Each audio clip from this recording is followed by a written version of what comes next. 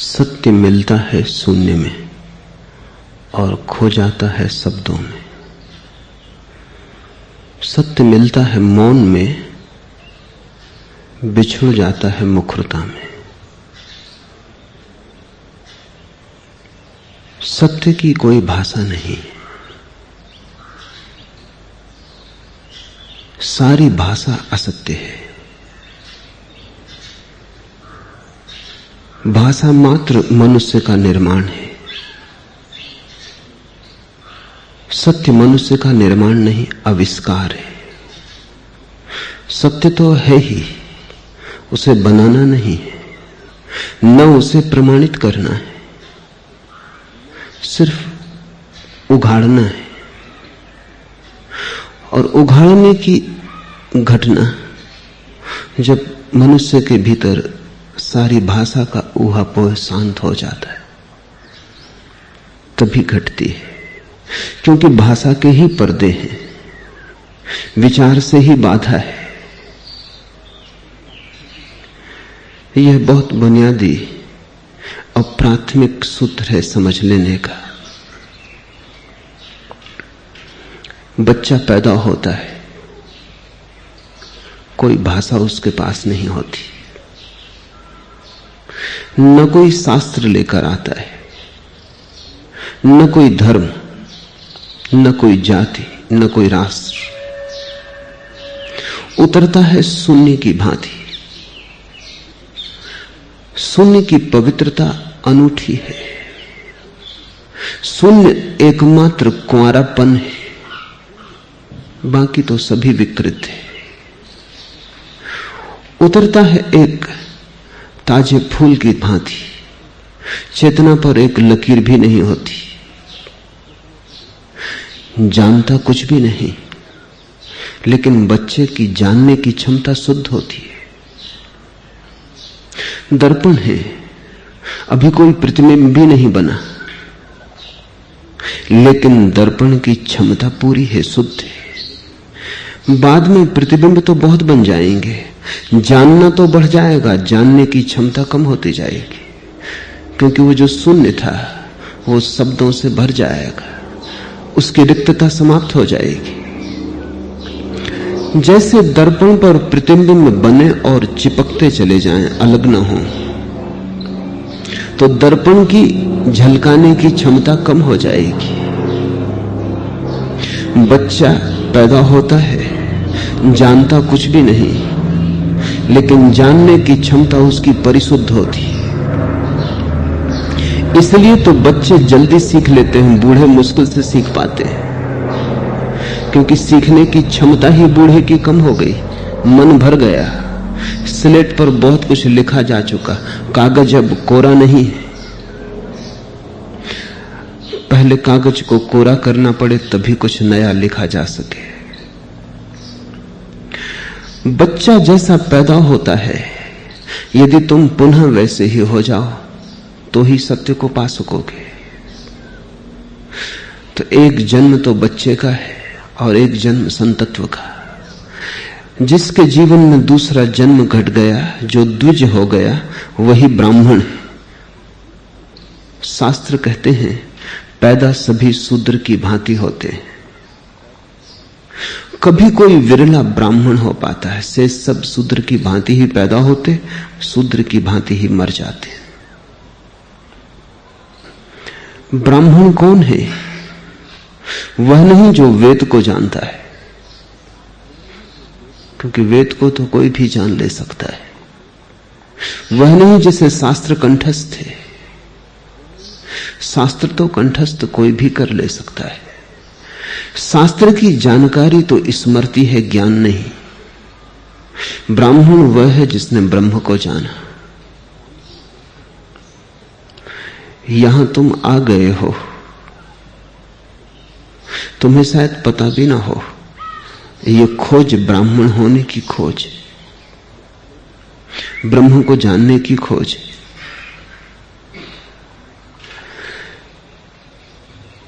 इस मधुर गीत का पहला पद शंकर ने तब लिखा जब वे गांव से गुजरते थे और उन्होंने एक बूढ़े आदमी को व्याकरण के सूत्र रटते देखा।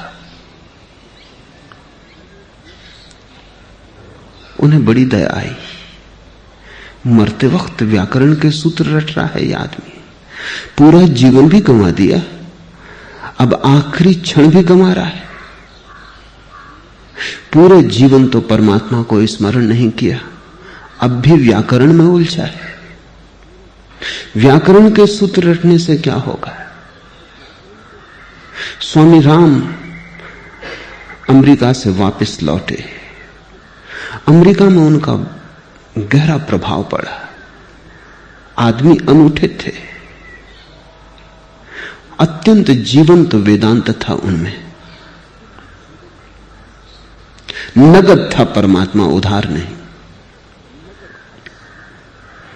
एक ज्योतिर्मय पुंज थे। अमेरिका के सरल हृदय पर उनकी बड़ी छाप पड़ी। अमेरिका का हृदय बहुत सरल है। सरल होने का कारण है क्योंकि अमेरिका का कोई अतीत नहीं, कोई परंपरा नहीं, कोई इतिहास नहीं, कुल 300 वर्ष पुराना देश है। बच्चे जैसा सरल चित्त है, बहुत परतें समझ की, ज्ञान की, शास्त्र की नहीं। राम को लोगों ने पूजा, उनके वचनों को ऐसे सुना जैसे वो अमृत का संदेश लाए हो। लोग उनके साथ नाचे और गाए। राम भारत वापस लौटे तो उन्होंने सोचा कि अमेरिका जैसे देश में जहां धर्म की कोई परंपरा नहीं, जहां लोग बिल्कुल ही भौतिकवादी हैं, जब वहां मेरे वचनों का ऐसा प्रभाव हुआ और मेरे व्यक्तित्व ने ऐसी लहर पैदा की, तो भारत में तो न मालूम क्या हो जाएगा। लौटता हूं अपने घर, जहां की परंपरा हजारों साल पुरानी। कब प्रारंभ हुआ, जहां का इतिहास सब अंधकार में खो गया है, इतना लंबा है। जहां वेद लिखे गए, उपनिषद रचे गए, गीता निर्मित हुई, जहां बुद्ध, महावीर और शंकर जैसे लोग पैदा हुए, वहां मेरी बात तो ऐसी पकड़ी जाएगी जिससे मैं हीरे बांटता हूं। जब अमेरिका में जहां लोग पदार्थवादी हैं, जो ईश्वर को समझ ही नहीं पाते, जिनके ईश्वर से सारे संबंध टूट गए, जब वहां ऐसा चमत्कार हुआ तो भारत में क्या ना होगा।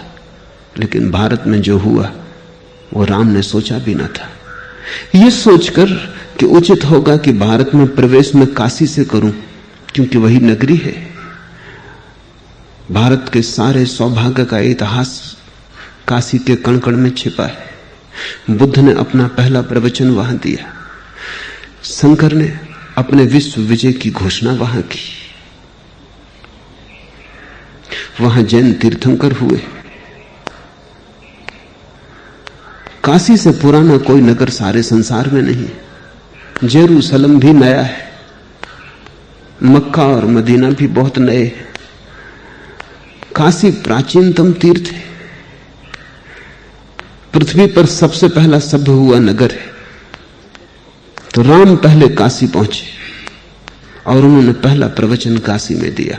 लेकिन बीच प्रवचन में एक पंडित खड़ा हो गया, उसने कहा कि रुके, संस्कृत आती है। राम कुछ समझ ना पाए, वो एक मस्त आदमी थे, उन्हें संस्कृत आती भी नहीं थी, उर्दू फारसी जानते थे। ये उन्होंने सोचा भी ना था कि संस्कृत का और वेद से और ब्रह्म से और ज्ञान से कोई संबंध है। कोई भी भाषा ना आती हो तो भी आदमी परमात्मा को जान सकता है। कबीर भी जान लेते हैं बिना पढ़े लिखे, मोहम्मद भी जान लेता है बिना पढ़े लिखे, बढ़ी के बेटे जीसस के जीवन में भी वो फूल खिल जाते हैं। कुछ पंडित होना शर्त तो नहीं है। राम चौंके, कहा नहीं संस्कृत तो नहीं आती। वो पंडित हंसने लगा और लोग भी उठ गए। उन्होंने कहा जब संस्कृत ही नहीं आती तो वेदांत कैसे आएगा। पहले संस्कृत सीखो, फिर सिखाने आना। राम उसके बाद हिमालय चले गए और एक बड़ी उदास घटना है कि राम ने सन्यासी का वेश छोड़ दिया। जब वे मरे तो गैरिक वस्त्रों में नहीं थे, क्योंकि उन्होंने कहा जो धर्म शब्दों में अटक गया हो और जिसका सन्यास केवल पांडित हो गया हो और संस्कृत जानने से जहां वेदांत जाना जाता हो, उस समूह का क्या अपने को अंग मानना। जब वो मरे तब वे गैरिक वस्त्रों में न थे, उन्होंने सन्यास का भी त्याग कर दिया। परंपरा ने सन्यास तक को दूषित कर दिया है। अमेरिका समझ सका, भारत ना समझ पाया। अमेरिका ना समझ है इसलिए समझ सका, भारत बहुत समझदार है, जरूरत से ज्यादा समझदार है। बिना जाने बहुत कुछ जान लेने की भ्रांति भारत को पैदा हो गई। पंडित तो हो गया है, मन प्रज्ञावान नहीं हो पाया है। शब्द तो भर गए, निशब्द के लिए जगह नहीं बची है। और धर्म का कोई संबंध शब्दों से नहीं है। इसलिए मैं जो तुमसे कहूं उससे भी ज्यादा ध्यान उस पर देना जो मैं तुमसे ना कहूं। बोलूं शब्द पर बहुत ध्यान मत देना, दो शब्दों के बीच में जो खाली जगह होती है उस पर ध्यान देना। जो बोलूं वो छूट जाए हर्जा नहीं है, लेकिन जो अनबोला है वो न छूट पाए। पंक्तियों के बीच पढ़ना पड़ता है ब्रह्म को, शब्दों के बीच खोजना पड़ता है ब्रह्म को, अंतराल में घटता है।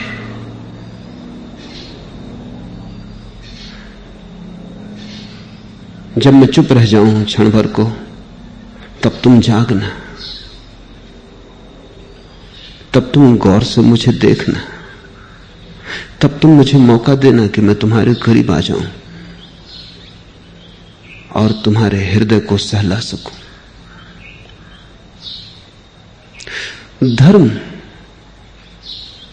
व्याकरण के सूत्रों में नहीं है, वो तो परमात्मा के भजन में। और भजन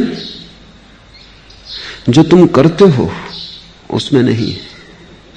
जब भजन भी खो जाता है, जब तुम ही बचते हो, कोई शब्द आसपास नहीं रह जाते, एक शून्य तुम्हें घेर लेता है। तुम कुछ बोलते भी नहीं, क्योंकि परमात्मा से क्या बोलना है। तुम्हारे बिना कहे वो जानता है, तुम्हारे कहने से उसके जानने में कुछ बढ़ती ना हो जाएगी। तुम कहोगे भी क्या, तुम जो कहोगे वो रोना ही होगा, और रोना ही अगर कहना है तो रोकर ही कहना उचित है, क्योंकि जो तुम्हारे आंसू कह देंगे वो तुम्हारी वाणी ना कह पाएगी। अगर अपना अहोभाव प्रकट करना हो तो बोलकर कैसे प्रकट करोगे, शब्द छोटे पड़ जाते हैं। अहोभाव बड़ा विराट है, शब्दों में समाता नहीं, उसे तो नाचकर ही कहना उचित होगा। अगर कुछ कहने को ना हो तो अच्छा है चुप रह जाना, ताकि वो बोले और तुम सुन सको। भजन, कीर्तन, गीत और नाच है, वो भाव को प्रकट करने के उपाय। बिना कहे तुम भजन हो जाओ, तुम गीत हो जाओ। इस तरफ शंकर का इशारा है। ये पद बड़े सरल, सूत्र बड़े सीधे, और शंकर जैसे मेधावी पुरुष ने लिखे। शंकर की सारी वाणी में भज गोविंदम से मूल्यवान कुछ भी नहीं, क्योंकि शंकर मूलतः दार्शनिक है। उन्होंने जो लिखा है वो बहुत जटिल है। वो शब्द, शास्त्र, तर्क, ऊहापोह, विचार है। लेकिन शंकर जानते हैं कि तर्क, ऊहापोह और विचार से परमात्मा पाया नहीं जा सकता। उसे पाने का ढंग तो नाचना है, गीत गाना है। उसे पाने का ढंग भाव है, विचार नहीं। उसे पाने का मार्ग हृदय से जाता है, मस्तिष्क से नहीं। इसलिए शंकर ने ब्रह्मसूत्र के भाष्य लिखे, उपनिषदों पर भाष्य लिखे, गीता पर भाष्य लिखा। लेकिन शंकर का अंतरतम तुम इन छोटे छोटे पदों में पाओगे। यहां उन्होंने अपने हृदय को खोल दिया है। यहां शंकर एक पंडित और एक विचारक की तरह प्रकट नहीं होते, एक भक्त की तरह प्रकट होते। हे मूढ़, गोविंद को भजो, गोविंद को भजो, क्योंकि अंतकाल के आने पर व्याकरण की रटन तुम्हारी रक्षा न करेगी।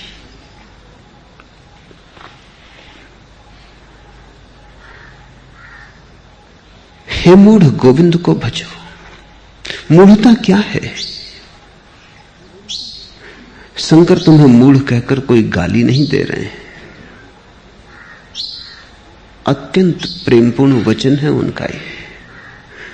भज गोविंदम, भज गोविंदम, भज गोविंदम मूढ़ मते। हे मूढ़, भगवान को भज, गोविंद को भज। मूढ़ता का क्या अर्थ है? मूढ़ता का अर्थ समझो।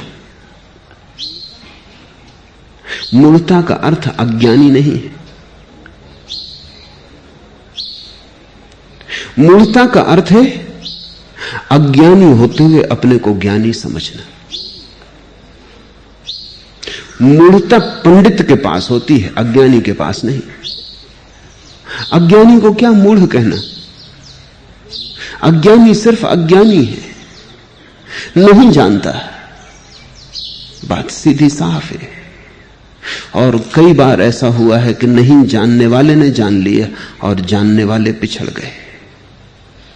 क्योंकि जो नहीं जानता है उसका अहंकार भी नहीं होता। जो नहीं जानता है वो विनम्र होता है। जो नहीं जानता है, नहीं जानने के कारण ही उसका कोई दावा नहीं होता।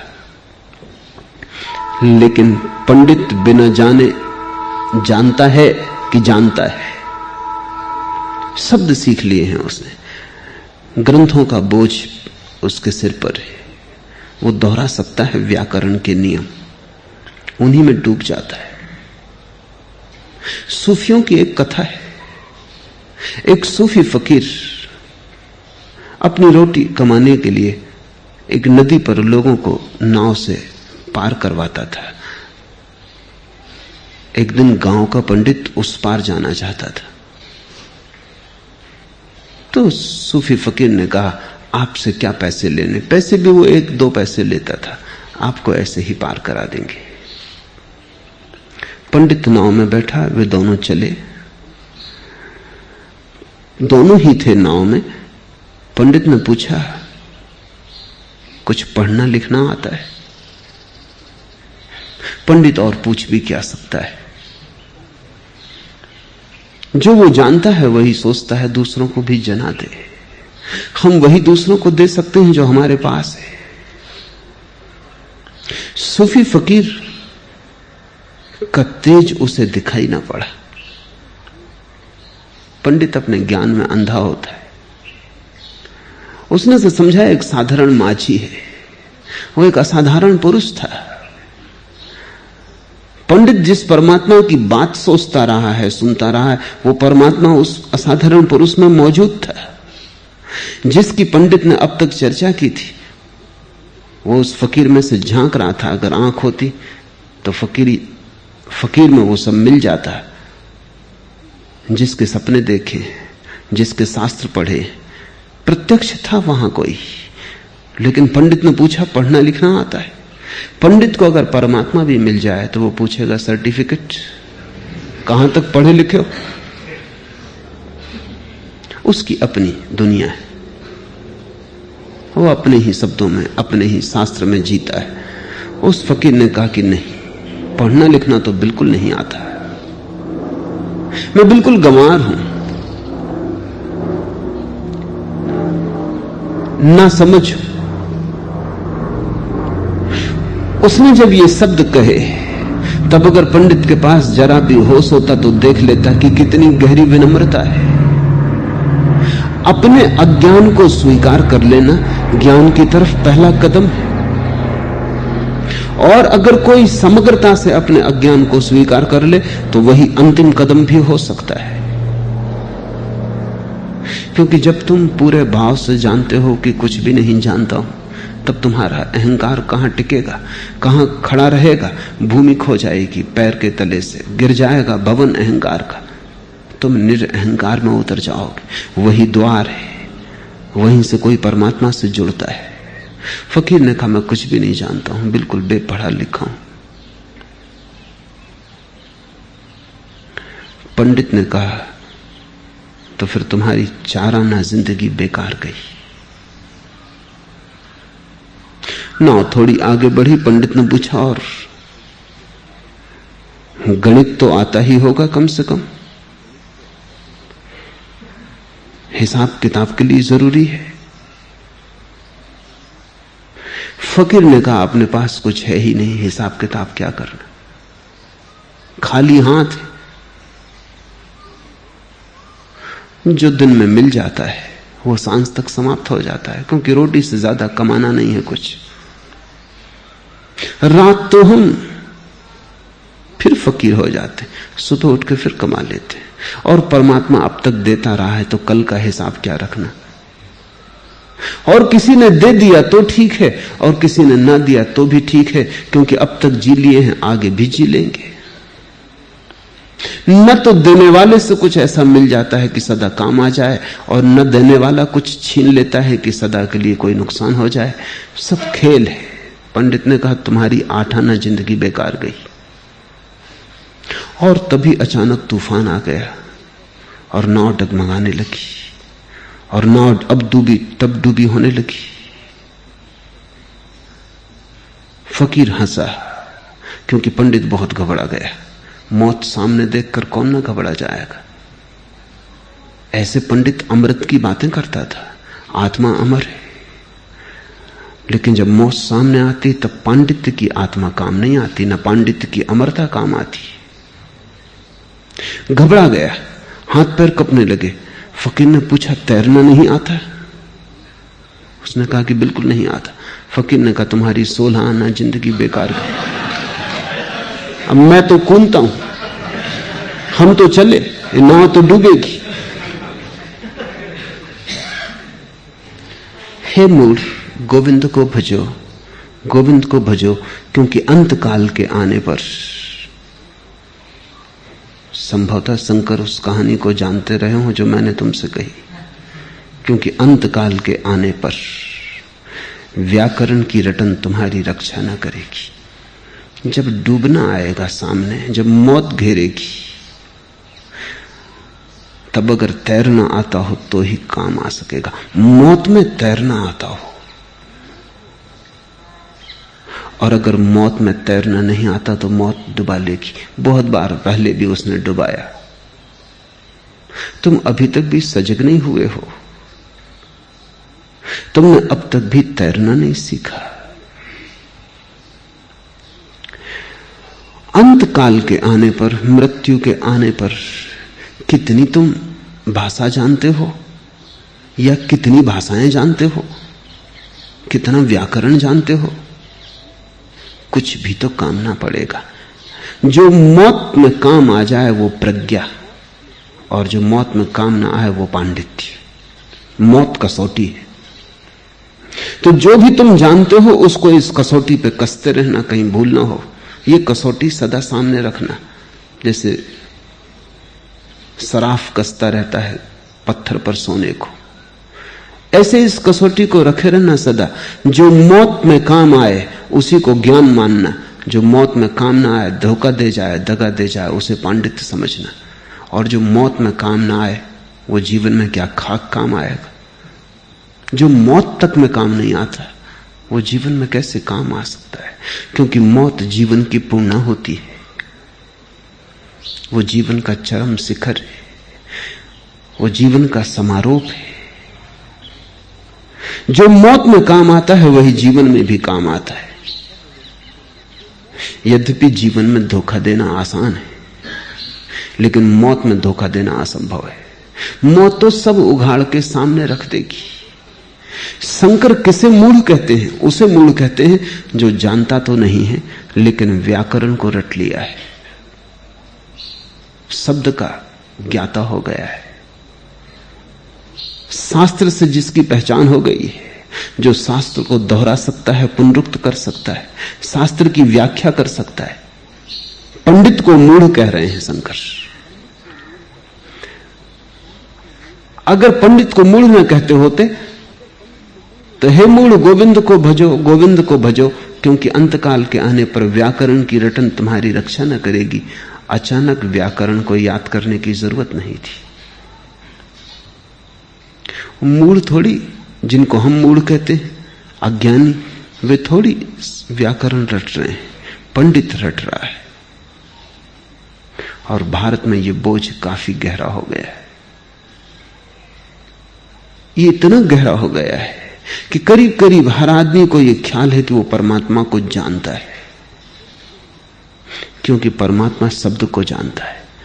ध्यान रखना, परमात्मा शब्द परमात्मा नहीं है, न पानी शब्द पानी है। और प्यास लगी हो तो शब्द काम ना आएगा, पानी चाहिए। और मौत सामने खड़ी हो तो अमरत्व के सिद्धांत काम ना आएंगे, अमृत का स्वाद चाहिए। मैं एक यात्रा में था, गर्मी के दिन थे और उस वर्ष वर्षा नहीं हुई थी उस इलाके में। स्टेशन पर गाड़ी रुकी थी, एक आदमी 10-10 पैसे में एक गिलास पानी बेच रहा था। 10 पैसे में एक गिलास ठंडा पानी, कहता हुआ वो बढ़ता जाता, पैसे इकट्ठे करता जाता। एक आदमी जो मेरे पास ही बैठा था डब्बे में, उसने कहा 8 पैसे में न दोगे? वो पानी बेचने वाला रुका ही नहीं। उसने कहा फिर तुम्हें प्यास ही नहीं लगी।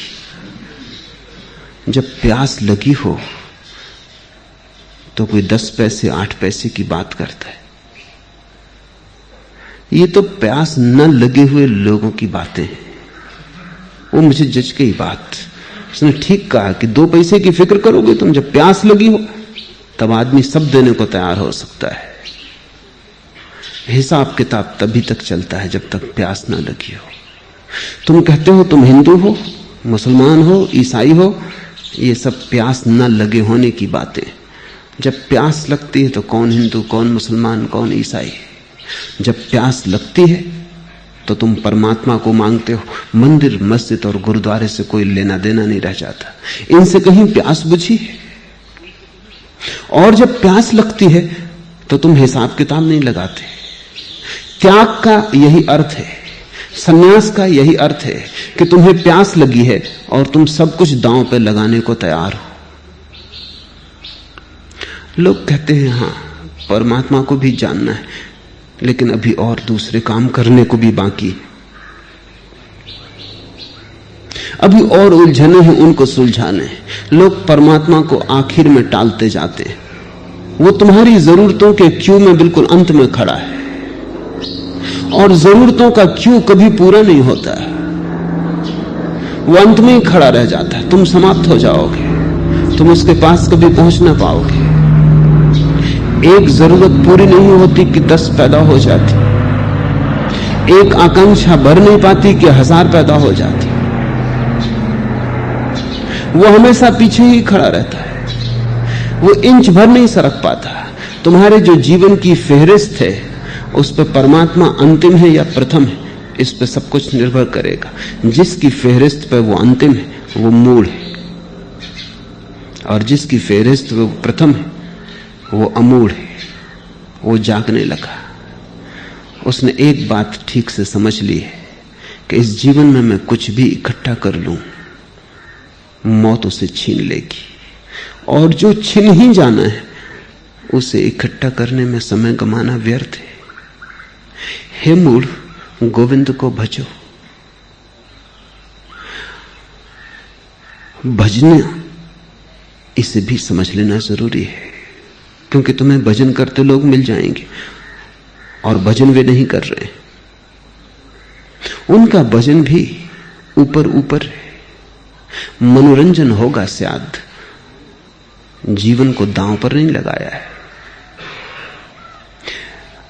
मजा ले रहे होंगे शायद, किसी और गीत से भी इतना मजा मिल सकता था, किसी और संगीत में भी इतनी ही खुशी हो सकती थी। लेकिन भजन का अर्थ है तुम्हारे पूरे प्राण से कोई आह उठती है, तुम्हारे पूरे प्राण से कोई आवाज उठती है, तुम्हारे पूरे प्राण दांव पर लगे, जैसे जीवन मरण का सवाल हो। गोविंद को भजना हो तो खुद को गंवाना जरूरी है। खुद को बचाना चाहा और गोविंद को भजना चाहा तो तुम अपने को ही धोखा दोगे। भजन की बड़ी आत्यंतिकता है, चरमता है। रामकृष्ण को कोई राम का नाम भी ले देता, सिर्फ नाम, रास्ते पर चलते वक्त शिष्यों को ख्याल रखना पड़ता कि कोई जयराम जी ना कर ले, कोई अजनबी आदमी जयराम जी कर ले, वो वहीं खड़े हो जाते, भावाविष्ट हो जाते, हर्षोन्मादा हो जाता, नाचने लगते बीच सड़क पर। शिष्यों की बड़ी फजीयत हो जाती, पुलिस वाला आ जाता कि हटाओ यहां से, क्या मचाया हुआ है। किसी के शादी विवाह में कोई निमंत्रण कर लेता तो दूल्हा दुल्हन पीछे हो जाते। किसी ने ऐसे नाम ले दिया, एक मित्र के घर बुला लिया था लोगों ने, वक्त था उनका, बुला लिया कि शादी में आशीर्वाद दे देंगे। लड़के की शादी थी, समारोह था, शादी होने की ही करीब थी कि किसी आदमी का नाम गोविंद था और किसी ने बुलाया गोविंद को कि गोविंद कहां है। भीड़ भाड़, तो उसने जोर से चिल्लाया गोविंद कहां है। रामकृष्ण नाचने लगे, गोविंद का भजन शुरू हो गया। वो बारात बारात ना रही, विवाह विवाह ना रहा, एक दूसरा ही समा बन गया। भजन का अर्थ है 24 घंटे तुम्हारे भीतर एक सतत धारा प्रभु स्मरण की बनी रहे। वो सतत धारा थी भीतर, इसलिए बाहर अगर कोई जरा भी राम का या कृष्ण का या गोविंद का, परमात्मा का नाम ले देता, भीतर तो धारा मौजूद ही थी, भीतर तो नाच चलता ही था। बाहर की चोट पड़ जाती, भीतर का नाच बाहर बिखर जाता। भीतर चोट पड़ती, वो जो भीतर चल रही थी धारा वो बाहर आ जाती। जैसे जल तो भरा ही था कुएं में, किसी ने बाल्टी डाल दी और पानी भर के बाहर आ गया। किसी ने राम का नाम ले दिया, भजन तो चल ही रहा था। भजन कोई ऐसी चीज नहीं है कि तुम कभी कर लो, जब भजन शुरू होता है तो अंत नहीं होता, चलता ही रहता है, एक सतत स्मरण है भीतर। हे मूढ़, गोविंद को भजो, क्योंकि अंतकाल के आने पर व्याकरण की रटन तुम्हारी रक्षा न करेगी। कितना तुम शास्त्र जानते हो, मौत ये ना पूछेगी। कितना तुमने सत्य जाना, मौत तुम्हारे सामने प्रकट कर देगी। जो तुमने जाना है वही बच रहेगा, जो दूसरे ने जाना है और दूसरे से तुमने उधार जाना था वो सब खो जाएगा। शास्त्र अगर उधार है तो व्यर्थ है, और शास्त्र अगर तुम में आविर्भूत हुआ है, तुम भी उसी स्रोत पर पहुंच गए जहां उपनिषद के ऋषि पहुंचे थे। तुमने भी उसी जल स्रोत से अपनी प्यास बुझा ली जिससे उपनिषद के ऋषियों ने बुझाई थी। तब उपनिषद शास्त्र नहीं है, तब तुम्हारे लिए उपनिषद तुम्हारे ही बोध की अभिव्यक्ति है। मुझसे लोग पूछते हैं कि मैं क्यों शंकर पर बोलता, या बुद्ध पर, या क्राइस्ट पर। मैं सीधा भी बोल सकता हूं।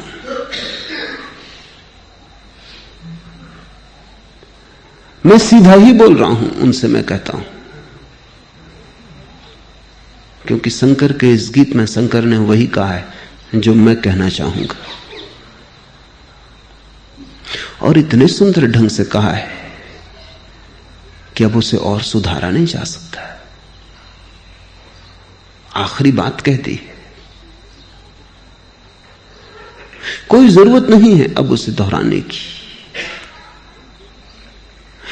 शंकर पर मैं इसलिए नहीं बोल रहा हूं कि मुझे लगता है शंकर जानते हैं, लगने का सवाल नहीं है। मेरा कोई विश्वास नहीं है शंकर में। उसी जल स्रोत से मैंने भी जल पिया है, जहां से पी के ये गीत उनमें पैदा हुआ होगा। हे मूर्ख, धन बटोरने की तृष्णा को छोड़ो, सद्बुद्धि को जगाओ और मन को तृष्णा शून्य करो, तथा उसी से संतुष्ट और प्रसन्न रहो जो अपने श्रम से मिलता है। हे मूर्ख, सदा गोविंद को भजो। धन बटोरने की तृष्णा छोड़ो। धन से केवल अर्थ उस धन का नहीं है जिसे तुम धन कहते हो। धन से उस सब का अर्थ है जिसको तुम बटोरते हो। जिसको भी बटोरने की तुम्हारे भीतर तृष्णा है वो सभी धन है, फिर वो ज्ञान ही क्यों ना हो। जब तुम ज्ञान भी बटोरते हो तुम धन ही बटोर रहे हो। एक आदमी रुपए गिनता जाता है कितने उसकी तिजोरी में हो गए। एक आदमी ज्ञान गिनता जाता है कि कितना ज्ञान उसने बटोर लिया, कितनी सूचनाएं उसके पास हो गई, कितने शास्त्र उसने पढ़ लिए, पर दोनों बटोर रहे हैं। तीसरा आदमी हो सकता है त्याग बटोर रहा हो कि कितने उपवास उसने किए। चौथा आदमी हो सकता है यश बटोर रहा हो कि कितने लोग उसे मानते, कितने लोग उसे पूजते, कितने लोग उसके पीछे चलते हैं। जहां भी तुम बटोरते हो, जो भी बटोरा जाता है वो सब धन है। और धन बड़े धोखे का है, क्योंकि भीतर तो तुम निर्धनी बने रहते हो और बाहर तुम बटोरते चले जाते हो। जो बाहर इकट्ठा किया है वो भीतर न ले जाया जा सकेगा, और जिसे तुम अपने भीतर न ले जा सके मौत उसे छीन लेगी, क्योंकि तुम ही मौत से पार जा सकोगे और कुछ भी नहीं। केवल तुम्हारा होना ही गुजरेगा। लपटें उसे जला ना सकेंगी, शस्त्र उसे बेध ना सकेंगे। नैनम छिदन्ति शस्त्राणि नैनम दहति पावका। सिर्फ तुम गुजर पाओगे मौत के द्वार से, शुद्ध तुम, और कुछ भी नहीं। अगर तुमने बाहर का ही धन बटोरा तो तुम निर्धन गुजरोगे मौत के द्वार से। और जब मौत तुम्हें निर्धन बता देगी तो जीवन में भी धन का सिर्फ धोखा ही हुआ है। वह धन क्या जिसे हम साथ न ले जा सके। संपत्ति वही है जो साथ जा सके, अन्यथा से सब विपत्ति है। जिसे तुम बटोरते हो वो संपत्ति लगती है, संपत्ति है नहीं, है तो विपत्ति।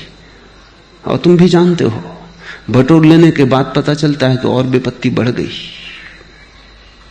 संपत्ति से तो संतोष आता है, संपत्ति से तो शांति आती, संपत्ति से तो निर्भयता आती, संपत्ति से तो तुम्हारे जीवन में एक स्वर गूंजता है कि पा लिया, पहुंच गए, घर आ गया। एक विश्राम की सुगंध तुम्हारे जीवन में उठती, लेकिन वो तो उठती दिखाई नहीं पड़ती। संपत्ति बढ़ती है वैसे तुम्हारे जीवन में और भी दुर्गंध उठती है, और भी तुम्हारे जीवन में भय उठता है। संपत्ति क्या इकट्ठी होती है, हजार चिंताएं इकट्ठी होती। संपत्ति से शांति तो नहीं मिलती, अशांति के द्वार खुल जाते हैं।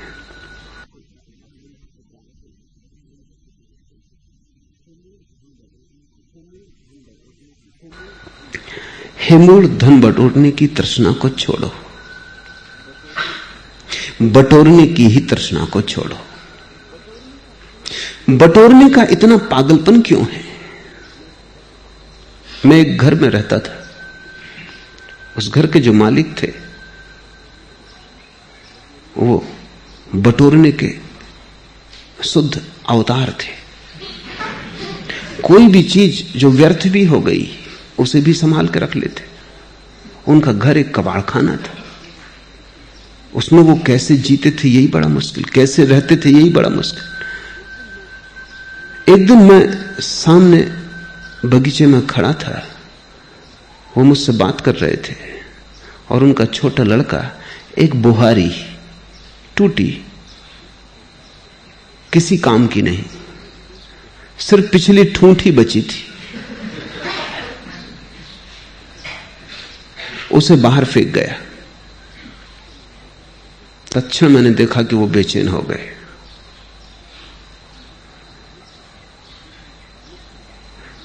मुझसे बात चलती रही लेकिन नजर उनकी उस बुहारी पे लगी रही।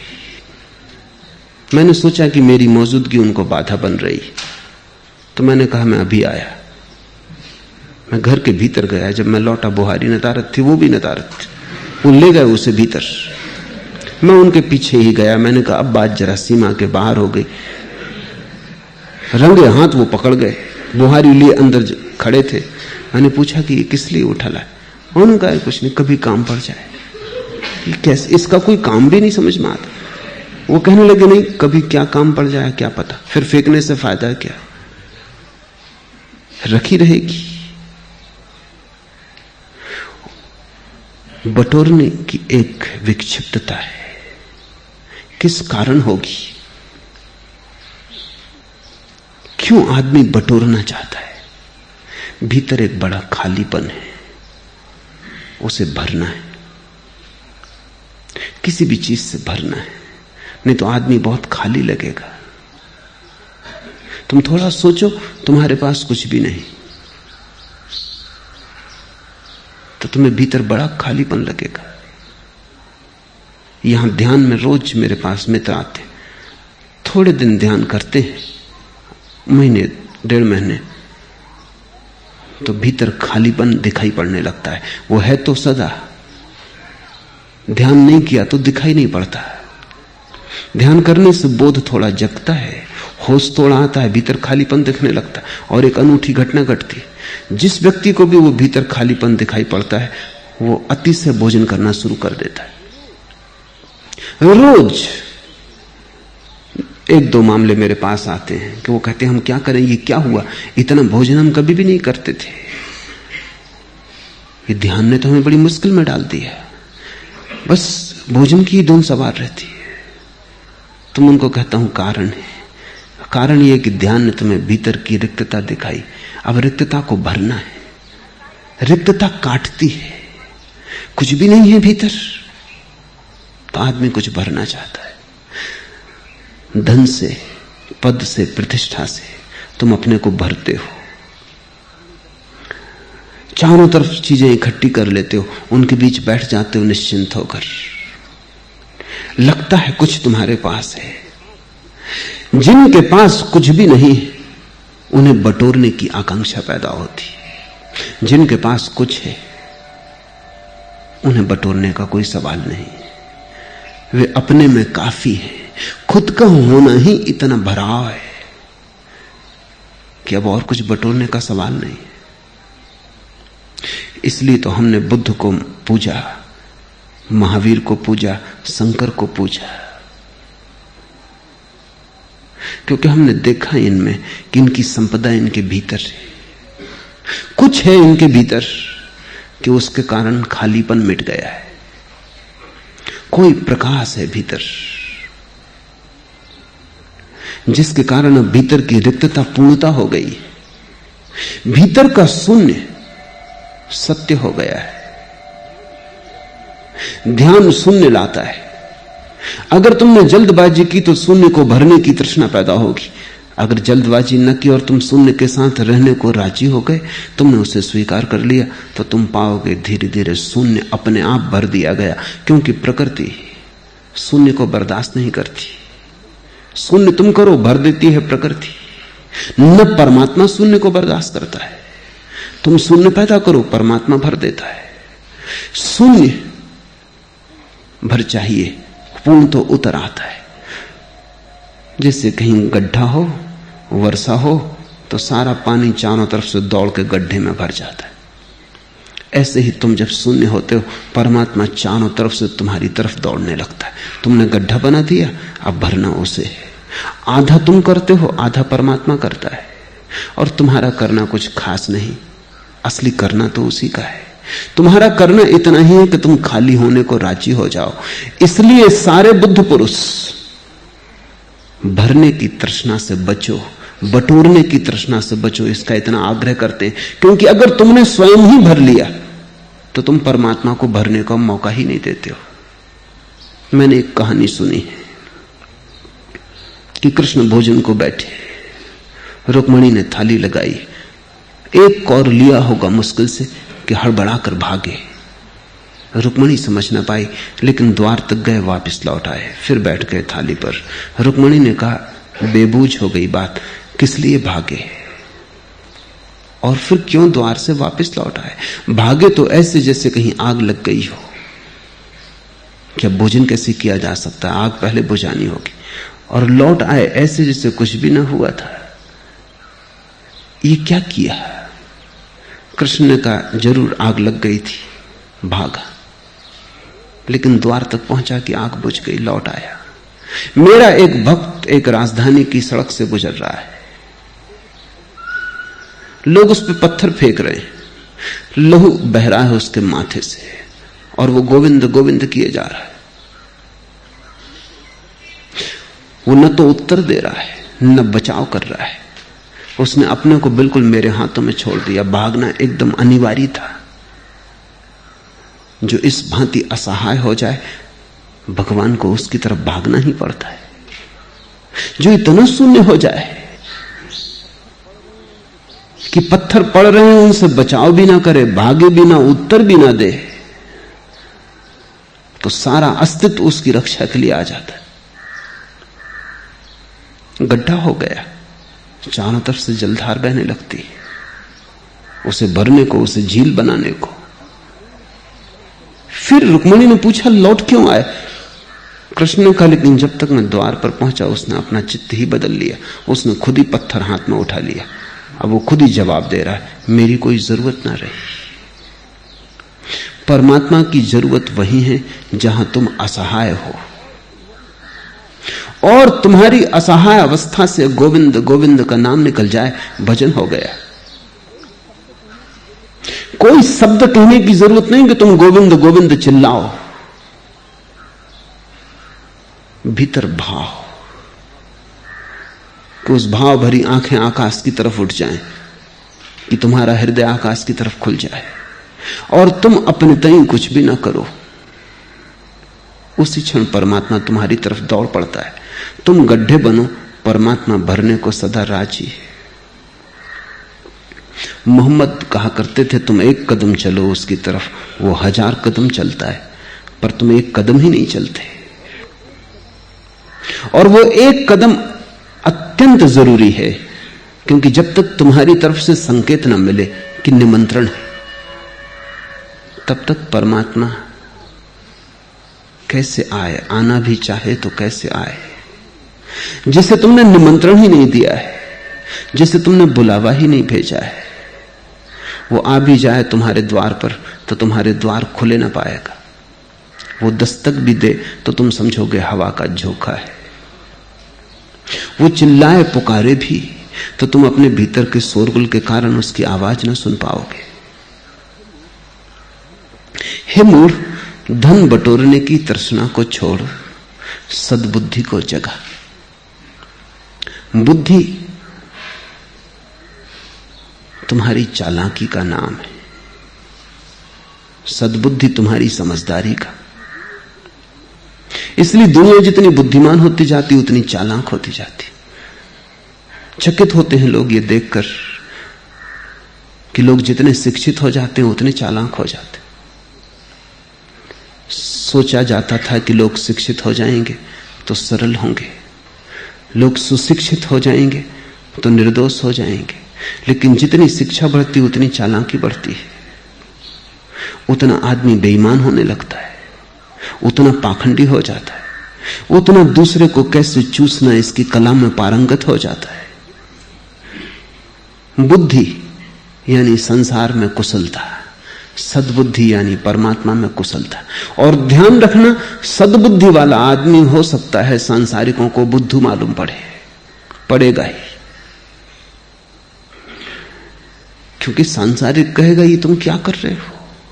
बुद्ध ने घर छोड़ा, वो सद्बुद्धि के अवतरण की घटना थी। महल छोड़ा, राज्य छोड़ा।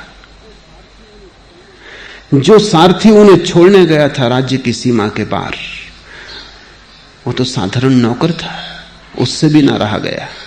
उसने कहा कि सुनो, ये छोटे मुंह बड़ी बात है, लेकिन कहे बिना नहीं रह सकता। तुम जो कर रहे हो ये बिल्कुल बुद्धूपन है, नासमझी है, पागल हुए हो। सारी दुनिया राजमहल चाहती, साम्राज्य चाहती, सौभाग्य से तुम्हें मिला है, और अभाग्य तुम कि तुम छोड़ के जा रहे हो। तुम्हारी जैसी सुंदर पत्नी कहां पाओगे? ये धन, सुख, सुविधा, ये राजमहल, ये परिवार, ये सम्मान कहां पाओगे? लौट चलो। बूढ़ा सारथी, वो भी बुद्ध से ज्यादा समझदार है, वो भी सलाह दे रहा है। बुद्ध ने कहा तुम्हारी बात मैं समझता हूं, लेकिन तुम जहां महल देखते हो वहां मैं सिवाय आग लगी लपटों के और कुछ भी नहीं देखता, और जहां तुम सौंदर्य देखते हो वहां मैं मौत को छिपा देख लिया हूं, और जहां तुम धन देखते हो वहां सिर्फ धन का धोखा है। मैं असली धन की खोज में जाता हूं। सुनो, मैं असली घर की खोज में जाता हूं, क्योंकि ये घर तो छीन लिया जाएगा। मैं उस घर की तलाश में हूं जो छीना ना जा सके, और जब तक वो ना मिल जाए तलाश नहीं रुकेगी।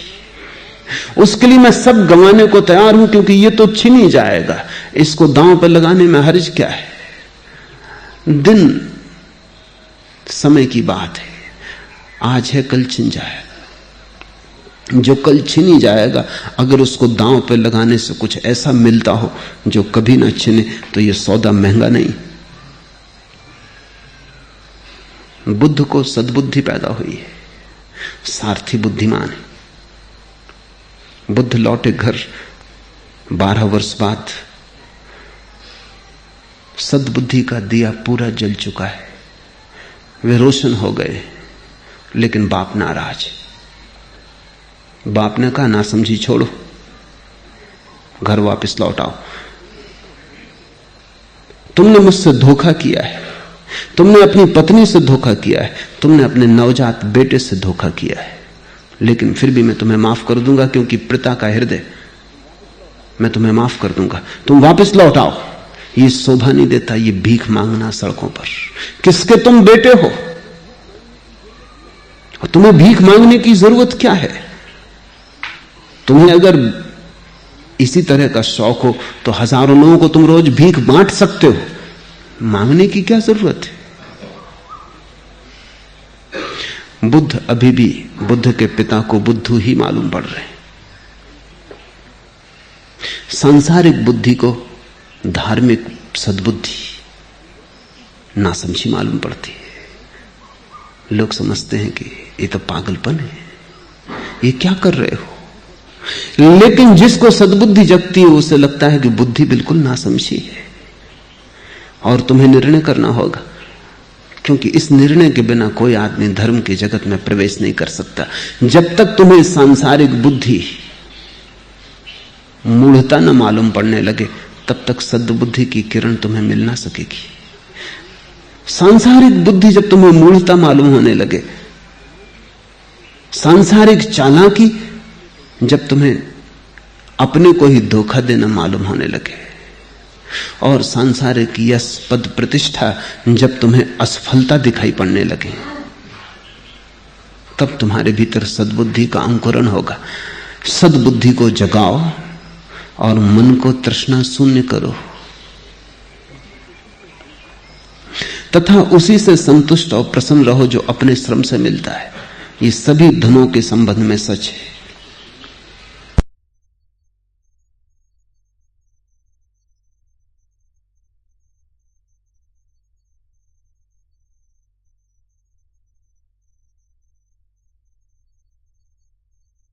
बाहर के धन में भी जो अपने श्रम से मिल जाए, जो उससे तृप्त हो गया, उसके जीवन में नैतिकता होगी।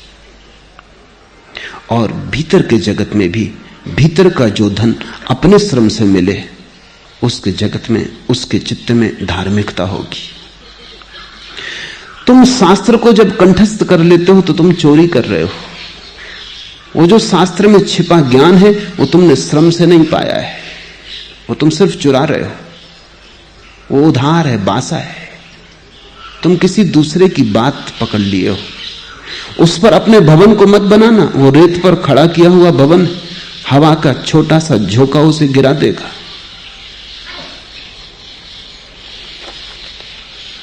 अभी कुछ दिन पहले मैं एक ज़ेन कहानी कह रहा था। एक ज़ेन आश्रम के द्वार पर एक संध्या एक भिक्षु ने दस्तक दी। जापान में ज़ेन आश्रमों का यह नियम है कि अगर कोई भिक्षु, यात्री भिक्षु विश्राम करना चाहे तो उसे कम से कम एक प्रश्न का उत्तर देना चाहिए।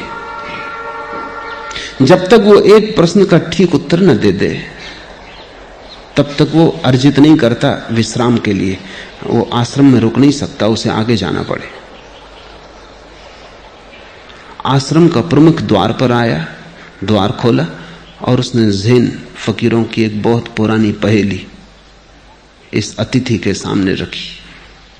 पहेली है कि तुम्हारा असली चेहरा क्या है, मूल चेहरा कौन सा है।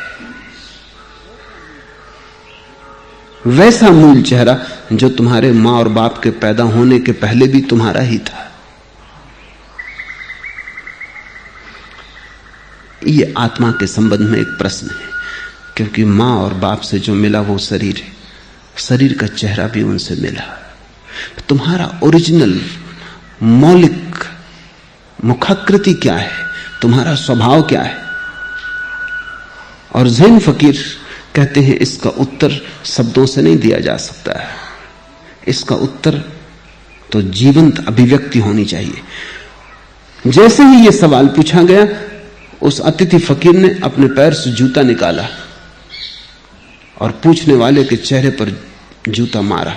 पूछने वाला पीछे हट गया। झुक के उसने सलाम की, नमस्कार किया और कहा, स्वागत है, भीतर आओ।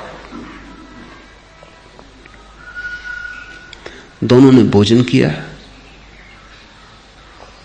फिर जलती हुई अंगीठी के पास बैठकर दोनों रात बात करने लगे। मेजबान ने मेहमान से कहा, तुम्हारा उत्तर अद्भुत था। मेहमान ने पूछा, तुम्हें स्वयं इस उत्तर का अनुभव है? मेजबान ने कहा, नहीं, मुझे तो अनुभव नहीं है, लेकिन बहुत मैंने शास्त्र पढ़े और शास्त्रों से यह पाया है कि ठीक उत्तर देने वाला डिगमगाता नहीं, झिझकता नहीं। तुम बिना झिझके उत्तर दिए और तुम्हारे उत्तर में बात छिपी थी। शास्त्रों के आधार से मैं जानता हूं, मैं पहचान गया कि तुम्हें उत्तर मिल गया है, क्योंकि तुमने जो उत्तर दिया वो उत्तर ये था कि नासमझ शब्द में प्रश्न पूछता है, निशब्द में उत्तर चाहता है। नासमझ मूल चेहरे की बात पूछता है और मूल चेहरा तो तेरे पास भी है। इसलिए मैं जूते मार के तेरे चेहरे को उत्तर दे रहा हूं कि यह चेहरा मूल नहीं है, जूता मारने योग्य है। मेजबान ने कहा कि मैं समझ गया तेरा उत्तर, शास्त्र मैंने पढ़े हैं और उसमें ऐसे उत्तर लिखे। मेहमान कुछ बोला ना, चुपचाप चाय की चुस्की लेता रहा। तब जरा मेजबान को शक हुआ। उसने गौर से इसके चेहरे को देखा। इसके चेहरे में उसे कुछ प्रतीत हुआ जो बड़ा असंतोषदायी था। उसने फिर से पूछा कि मित्र, मैं एक बार फिर पूछता हूं, तुझे भी वस्तुतः उत्तर मिल चुका है या नहीं? मेहमान ने कहा, मैंने भी बहुत शास्त्र पढ़े और जहां से तुमने मुझे पहचाना कि उत्तर मिल गया, वहीं से मैंने ये उत्तर पढ़ा है। उत्तर तो मुझे भी नहीं मिला है। शास्त्र भयंकर धोखा हो सकता है, क्योंकि शास्त्र में उत्तर लिखे हैं, लेकिन शास्त्र के उत्तर को दोहराना वैसे ही है जैसे गणित की किताब के पीछे उत्तर दिए होते हैं।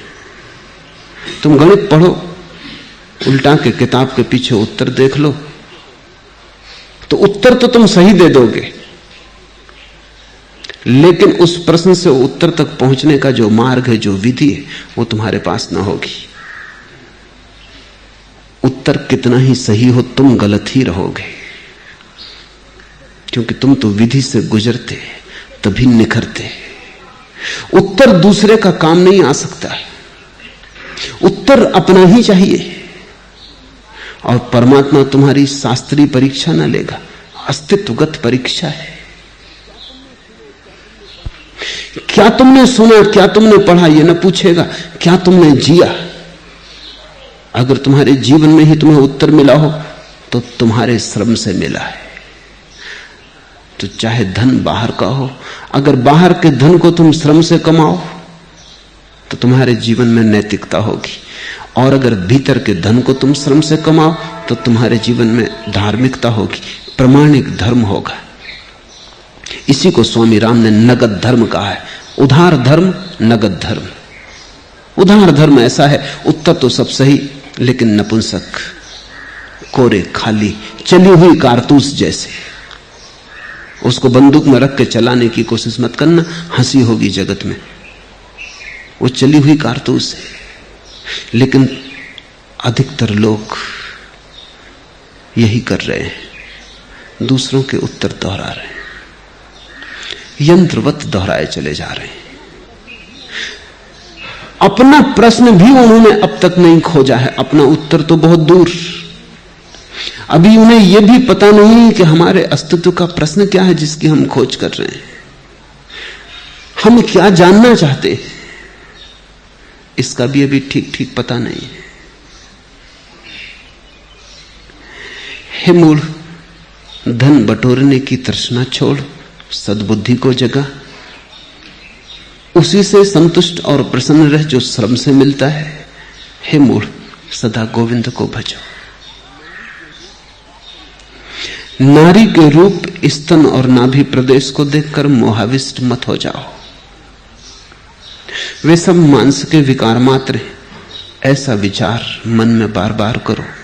और हे मूढ़, सदा गोविंद को भजो।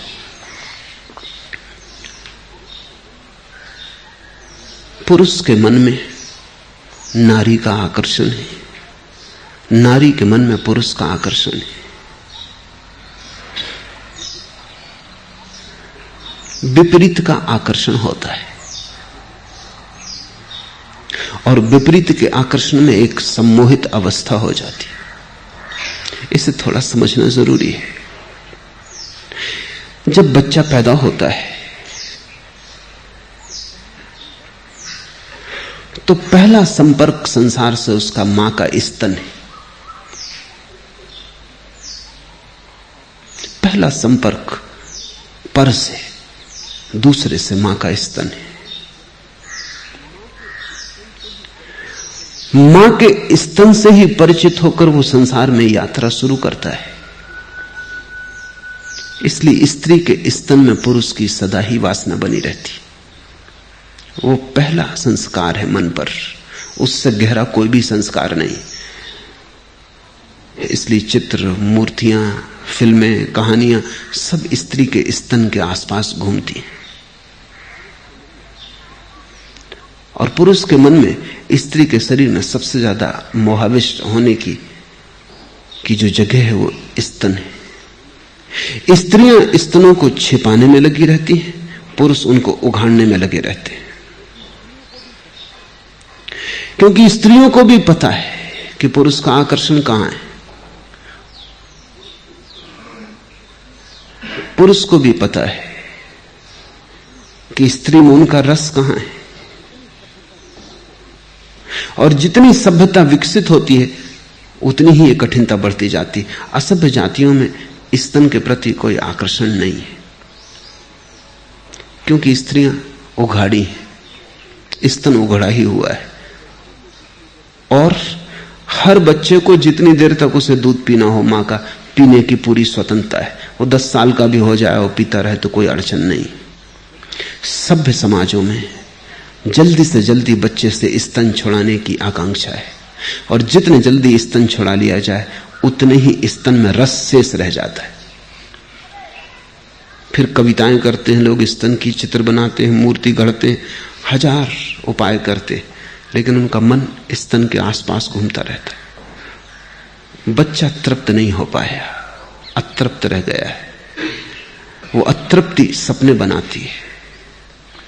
अतृप्ति में भीतर का एक सम्मोहन पैदा होता है, और इसकी तृप्ति का कोई उपाय नहीं है जब तक कि सद्बुद्धि ना जगे।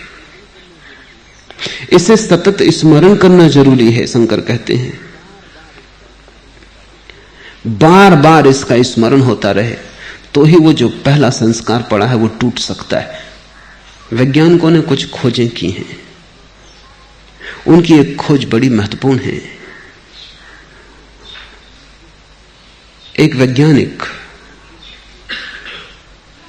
मुर्गियों पर प्रयोग कर रहा था।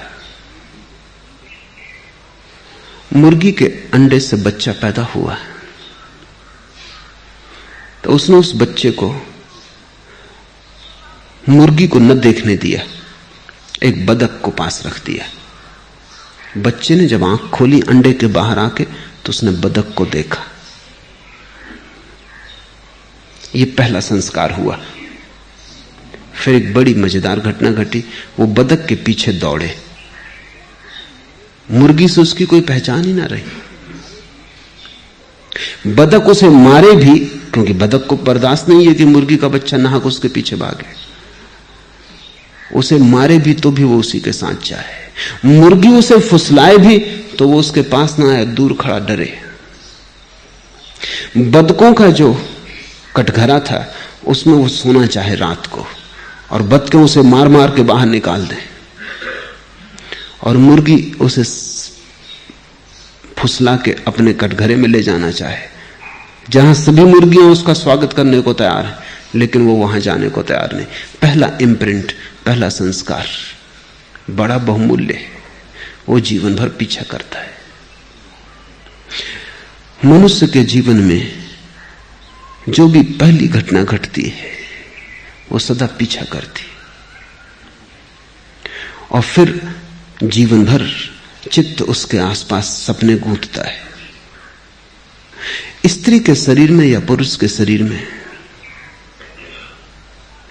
ऐसा क्या है जिसमें इतना आकर्षण है?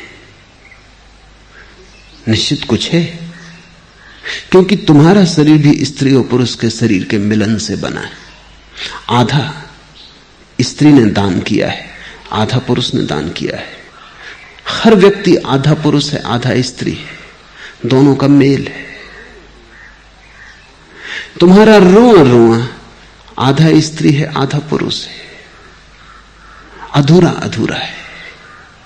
वो जो तुम्हारे भीतर स्त्री का हिस्सा है वो पुरुष की आकांक्षा करता रहता है, वो जो तुम्हारे भीतर पुरुष का हिस्सा है वो स्त्री की आकांक्षा करता रहता है। मनोविज्ञान की नवीनतम खोजें ये कहती हैं कि हर पुरुष के भीतर अचेतन में छिपी स्त्री है, और हर स्त्री के भीतर अचेतन में छिपा पुरुष है। जब तक तुम्हारे भीतर की स्त्री तुम्हारे भीतर के पुरुष से न मिल जाए, तब तक तुम बाहर खोजते रहोगे। जब तक तुम्हारे भीतर का पुरुष तुम्हारे भीतर की स्त्री के साथ एक न हो जाए, जब तक तुम्हारा चेतन मन अचेतन मन संयुक्त होकर एक न हो जाए, तब तक तुम्हारे जीवन में विजातीय का स्त्री का पुरुष के लिए, पुरुष का स्त्री के लिए आकर्षण शेष रहेगा। तुमने अर्धनारीश्वर की प्रतिमा देखी जिसमें शंकर आधे हैं स्त्री और आधे पुरुष।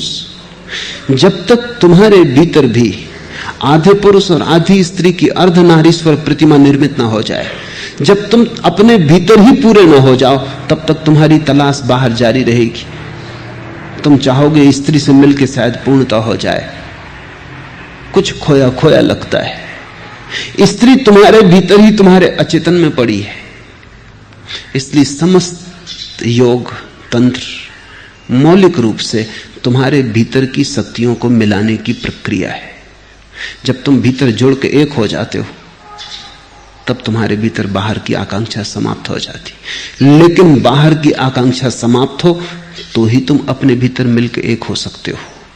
ये दोनों बातें एक दूसरे पर निर्भर हैं, अन्योन्याश्रित हैं। इसलिए शंकर कहते हैं, नारी के रूप स्तन और नाभि प्रदेश को देखकर मोहाविष्ट मत हो। शंकर पुरुषों से बोल रहे हैं, क्योंकि उन दिनों विशेषकर इस देश में धर्म मूलतः पुरुष का एकाधिपत्य था। लेकिन यही बात स्त्रियों के लिए भी कह देनी जरूरी है कि पुरुष के शरीर में भी कुछ नहीं है जिसमें मोहाविष्ट होने की जरूरत हो। शंकर के ये वचन या इस तरह के और संतों के वचन एक बड़ी भ्रांति का कारण बन गए। ऐसा लगता है कि स्त्री के शरीर में कुछ नहीं और तुम्हारे शरीर में बहुत कुछ। शरीर में ही कुछ नहीं है, ये ख्याल रखना। नहीं तो पुरुष सोचने लगते हैं कि स्त्री के शरीर में कुछ नहीं है, सब हड्डी मांस मज्जा, और तुम्हारे शरीर में सोना हीरा चांदी।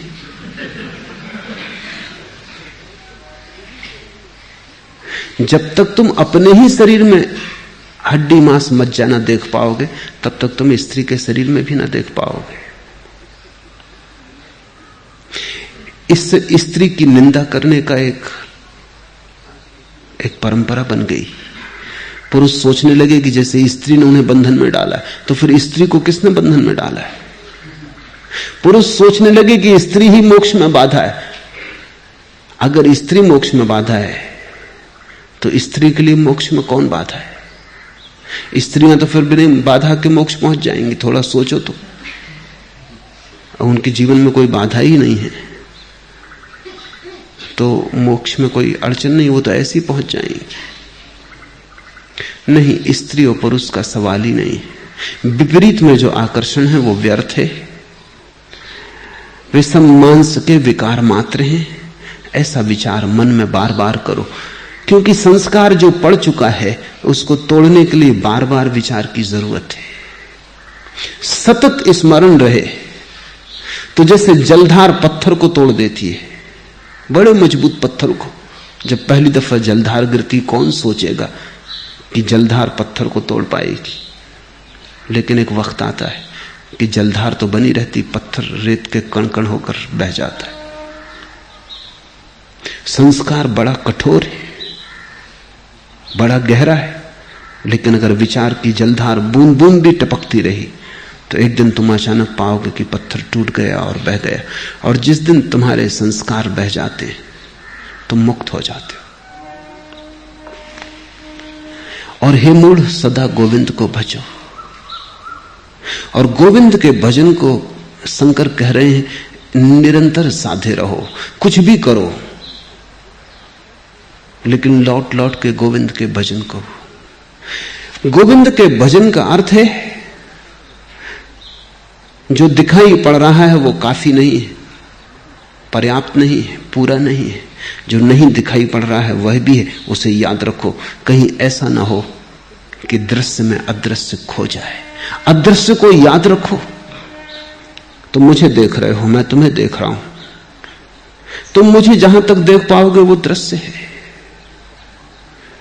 लेकिन मेरे भीतर अगर तुम्हें अदृश्य की भी याद बनी रहे, रास्ते पर तुम चलो और जो आदमी तुम्हें मिले, जानवर मिले, वृक्ष मिले, तो जो दिखाई पड़ रहा है वो तो ठीक है, जो दिखाई पड़ रहा है वो संसार है।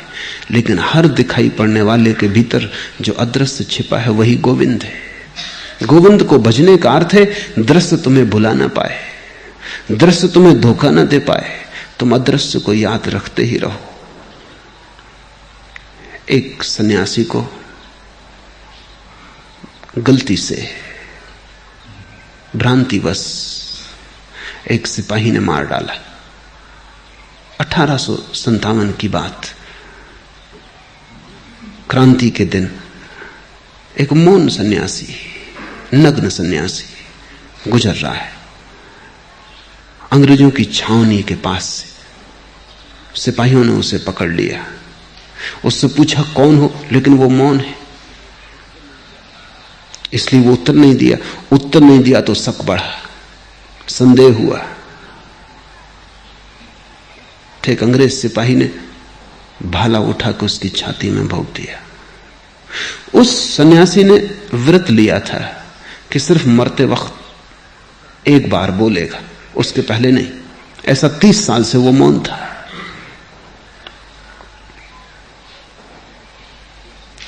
जब भाला उसकी छाती में छिदा, खून का फवारा फूट पड़ा, तब उसने सिर्फ एक वचन उपनिषद का कहा, तत्वमसि श्वेत केतु, तू भी वही है श्वेत केतु।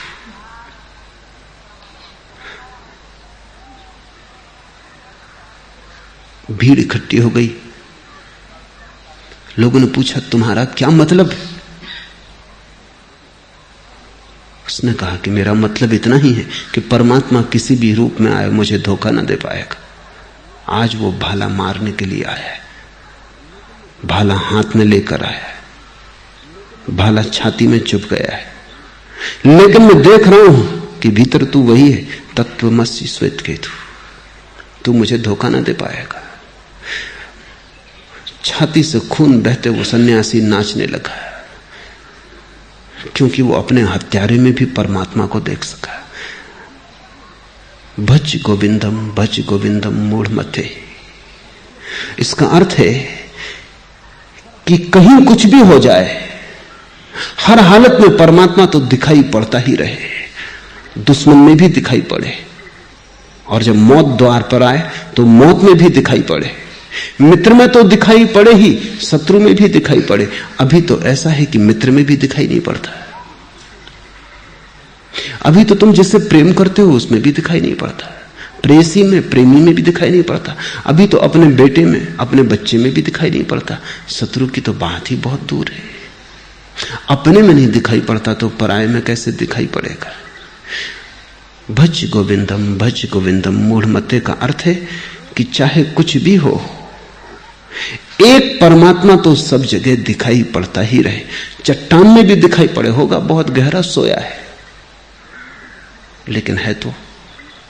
वृक्ष में भी दिखाई पड़े, माना कि गूंगा है तो। पागल में भी दिखाई पड़े, माना कि विक्षिप्त है, लेकिन है तो। किसी भी रूप में आए वो, तुम्हारी पहचान न चूके। साईं बाबा के जीवन में एक उल्लेख है। एक हिंदू सन्यासी जो जिस मस्जिद में साईं बाबा रहते थे उससे कोई 3 मील दूर रहता था, वो रोज आता है साईं के दर्शन को, और जब तक उनके दर्शन न हो जाते तब तक वापस जाके भोजन न करता। कभी कभी बड़ी भीड़ होती, वो मस्जिद में भीतर ही न घुस पाता। कभी कभी पूरा दिन बीत जाता तब दर्शन होते, लेकिन जब तक वो पैर न छू ले तब तक वो भोजन न करता। कभी कभी रात हो जाती तो फिर भोजन करना मुश्किल हो जाता, उपवास ही रह जाता, क्योंकि दिन में ही भोजन करने का नियम था। साईं बाबा ने उसे कहा, ना समझ, तुझे यहां आने की जरूरत भी नहीं, मैं वहीं आ जाऊंगा, मगर पहचानना, ऐसा ना हो कि मैं आऊं और तू पहचाने ना। ठीक जब तेरा भोजन तैयार होगा मैं आ जाऊंगा, तू वहीं दर्शन कर लेना, भोजन कर लेना। 3 मील आना जाना, फिर कभी कभी उपवास से रह जाना, मुझे भी पीड़ा होती। उसने कहा, ये तो बड़े सौभाग्य की बात है, तो कल मैं राह देखूंगा। कल उसने खाना जल्दी बना लिया, बड़ी खुशी से राह देखने लगा। कोई नहीं आया, एक कुत्ता आया। कुत्ते को भोजन की गंध मिल गई होगी, उसने उठाया डंडा का, भाग यहां से। हम साईं की प्रतीक्षा कर रहे हैं। आए तुम, 2 डंडे मारे, कुत्ते को भगा दिया। फिर कोई नहीं आया। दोपहर हो गई तो भागा हुआ मस्जिद पहुंचा। वहां भीड़ लगी है। जाके कहा कि क्या मामला है? बोलकर वचन देकर आए नहीं। तुम तो यहां जमे हो, भीड़ भाड़ में बैठे हो, आओगे कैसे? साईं ने कहा मैं आया, 2 डंडे भी खाए, तुम पहचाने नहीं।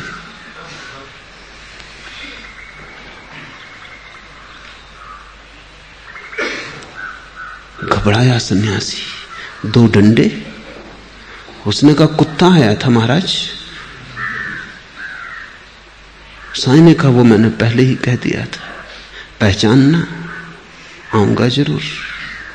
किस रूप में आऊंगा? उस समय कौन सा रूप सुलभ सरल होगा आने के लिए? ये तो समय समय की बात है। उस समय यही मौजूद था कि कुत्ते के शकल में आऊं। कोई दूसरा रूप उस वक्त भर दोपहरी में उपलब्ध भी ना था, वो कुत्ता ही वहां था। सो हम उसी पर सवार हुए। रोने लगा सन्यासी। उसने कहा एक दफा भूल हो गई, एक मौका और, कल चाहे कुछ भी हो पहचान लूंगा।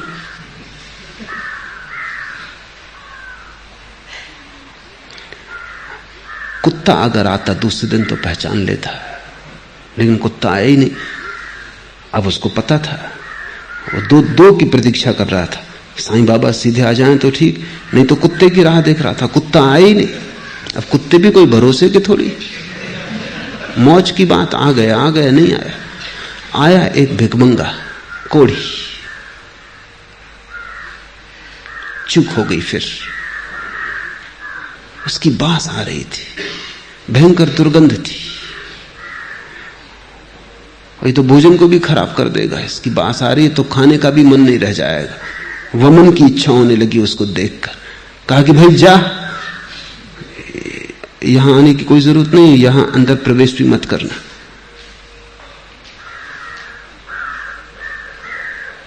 थोड़ा शक भी हुआ कि कहीं भूल तो नहीं हो रही, लेकिन ये कोढ़ी और साईं बाबा कोई तालमेल नहीं देखता है। कुत्ता कम से कम स्वस्थ तो था। सांझ फिर गया, कहा कि आप आए नहीं, आपकी भी राह देखी, कुत्ते की भी राह देखी। साईं बाबा ने कहा आया था, लेकिन दुर्गंध तुझे जची ही नहीं। तूने दूर दूर धुतकार दिया। रोने लगा सन्यासी। कहा एक बार और। साईं बाबा ने कहा 1000 बार भी आऊं तू न पहचानेगा। पहचान तब संभव हो पाती है जब तुम जागते हो, जागे हुए होते हो।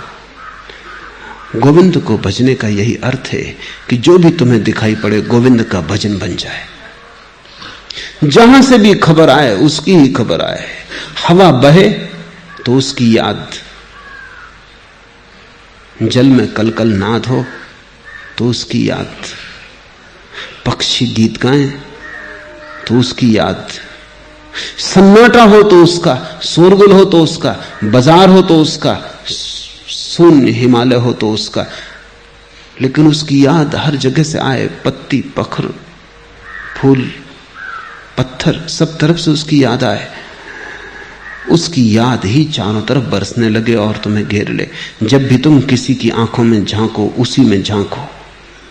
और ये कोई कल्पना या काव्य नहीं है, ये तथ्य है, क्योंकि हर आंख से वही झांक रहा है। तुमने नहीं देखा, ये तुम्हारी भूल है। तुमने नहीं पहचाना, ये तुम्हारी नासमझी है, लेकिन हर आंख से वही झांक रहा है। लौट के अपनी पत्नी की आंख में ही झांक के देखना, या अपने छोटे बच्चे को पास बिठा लेना, उसकी आंख में गौर से झांकना। जल्दी ही तुम पाओगे बच्चा तो खो गया, निराकार मौजूद है। तुम जहां भी गहरे देखोगे उसी को पाओगे, जहां भी तुम उथला देखोगे चूक जाओगे। कमल के पत्ते पर जैसे तरल और अस्थिर होता है जल, वैसे ही यह जीवन अतिशय चपल और अस्थिर है। यह ठीक से समझ लो कि संसार अहंकार के रोग से ग्रस्त है और दुख से आहत। अतः हे मूढ़, सदा गोविंद को भजो। यहां तो सब बहा जा रहा है, प्रतिपल भागा जा रहा है, यहां कुछ भी स्थिर नहीं। इस अस्थिर पर भवन मत बनाना।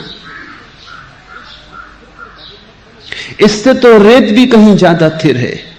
यह संसार तो जल की धार है, इस पर भवन मत बनाना, अन्यथा पछताओगे। स्थिर को खोजो, सदा उस पर नजर रखो जो सब बहाव के बीच में भी ठहरा है। गाड़ी चलती है, चाक घूमता है, लेकिन कील ठहरी रहती। कील पर नजर रखो, कील में तुम उसे पाओगे, चाक में संसार है। संसार का अर्थ ही चाक है, इसलिए हम उसे संसार चक्र कहते हैं। वो घूमता चला जाता है, लेकिन जिसके सहारे घूमता है वो कील स्थिर है। अस्थिर को भी होने के लिए स्थिर का सहारा चाहिए, झूठ को भी जीने के लिए सत्य का सहारा चाहिए, स्वप्न के घटने के लिए भी सच्चा दृष्टा चाहिए, अन्यथा स्वप्न भी ना घट सकेगा। कमल के पत्ते पर जल जैसे तरल और अस्थिर होता है, ऐसा ही ये जीवन अतिशय चपल और अस्थिर है। इससे बहुत अपने को मत जकड़ लेना, अन्यथा तुम जकड़ोगे, पछताओगे, दुखी होगे।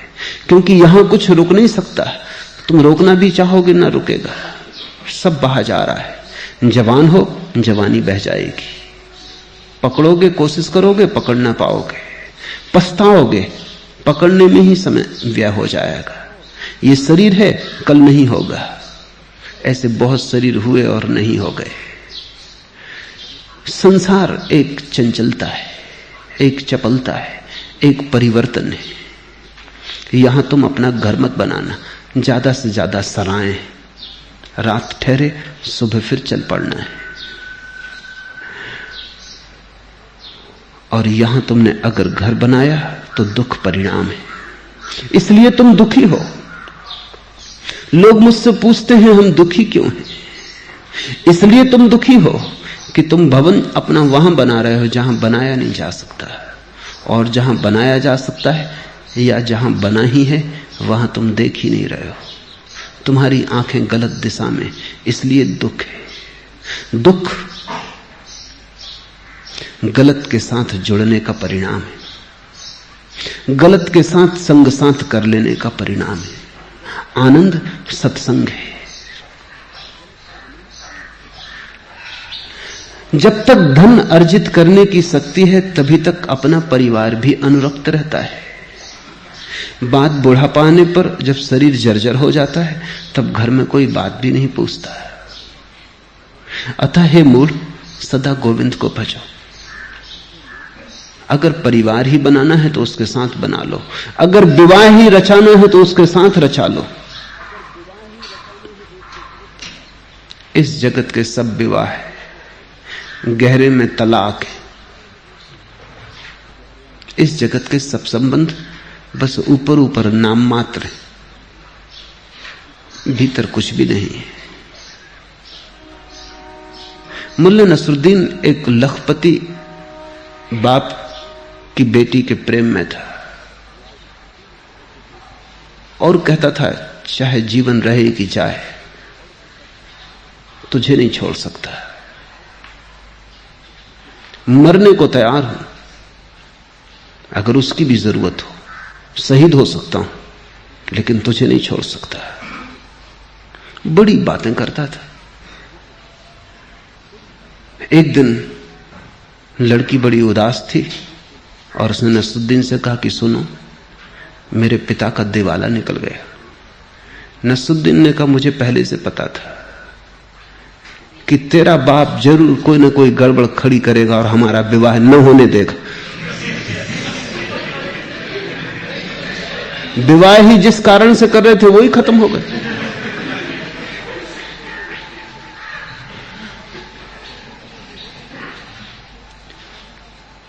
तुम्हारे संबंध, तुम कहते कुछ और हो, कारण उनका कुछ और ही होता है।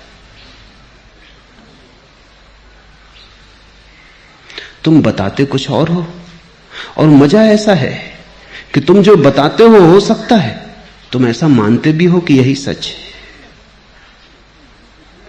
तुम अपने को भी धोखा दे लेते हो, दूसरे को ही देते हो, ऐसा नहीं है। आदमी बड़ा कुशल है, अपने को भी धोखा दे लेता है। जब तक शरीर में प्राण बसते हैं तभी तक घर के लोग कुशल क्षेम पूछते हैं। प्राण निकलने पर शरीर का पतन हुआ कि फिर अपनी पत्नी भी उस शरीर से भय खाती है। अतः हे मूढ़, सदा गोविंद को भजो। जो सदा साथ रह सके उसी का साथ कर लो। जिनका साथ नदी नाव संयोग है, उनका साथ भी क्या साथ है। राह पर चलते हुए जैसे यात्री मिल जाते हैं, घड़ी भर को साथ हो लेते हैं, फिर अलग अलग मार्ग हो जाते हैं, बिछुड़ जाते हैं, ऐसा ही घड़ी भर का साथ है। इस साथ को बहुत मूल्य मत देना और इस साथ को सत्य मत मान लेना। स्वप्न में जैसे किसी से मिलन हो गया है, नींद टूटते ही छूट जाएगा। बालक खेलकूद में आसक्त रहता है, युवक तरुणी के प्रेम में आसक्त और वृद्ध चिंताओं में आसक्त रहते हैं। कभी तो मनुष्य परमात्मा के प्रति संलग्न नहीं होता। अतः हे मूढ़, सदा गोविंद को भजो। बचपन गुजर जाता है खेलकूद में, क्रीड़ा आसक्ति में, जवानी गुजर जाती है प्रेम के नाम पर चलते हुए खेल में, बुढ़ापा अतीत की चिंताओं में, अतीत का हिसाब बिठाने में, लगाने में, और जीवन यूं ही चला जाता है। परमात्मा की याद ही नहीं आ पाती और परमात्मा को हम टालते चले जाते हैं, स्थगित करते चले जाते हैं। कल और कल और कल आती है सिर्फ मौत। परमात्मा की याद भी नहीं कर पाते और मौत आ जाती है। हे मूढ़, सदा गोविंद को भजो। इसके पहले कि मौत आ जाए, जब भी होश आ जाए, जगाओ अपने को, थोड़ा देखो क्या तुम कर रहे हो, कहां तुम उलझे हो।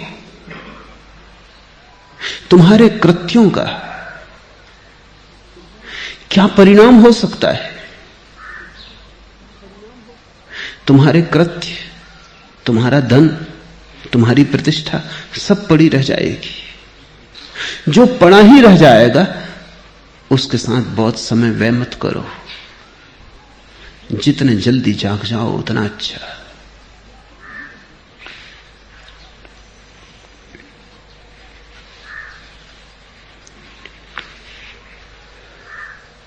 जीवन के प्रति जिसकी आसक्ति नहीं टूटी, परमात्मा से उसकी आसक्ति नहीं जुड़ पाती।